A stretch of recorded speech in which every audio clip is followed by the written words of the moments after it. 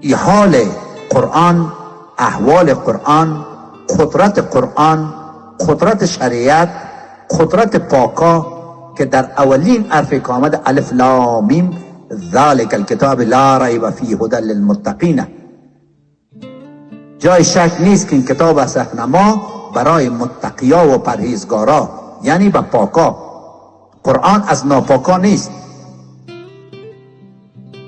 در قدم اول هر کسی که سلوک میکنه، هر کسی که در دایره مکتب معرفت حقیقت قرآن تشریف میاره، به دایره عاملین تشریف بیاره، به دایره پاکان تشریف بیاره، به دایره امانتداران تشریف بیاره، به دایره کسانی که 100% مجاهده و جهاد الاکبر با نفس و شیطان در مراحل شریعت، در مراحل طریقت، در مراحل معرفت و در مراحل حقیقت دارد.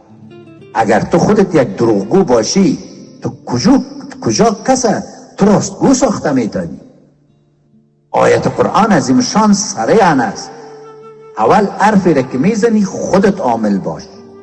خودت که عامل نباشی کسی را تو عامل ساخته نمیتونی.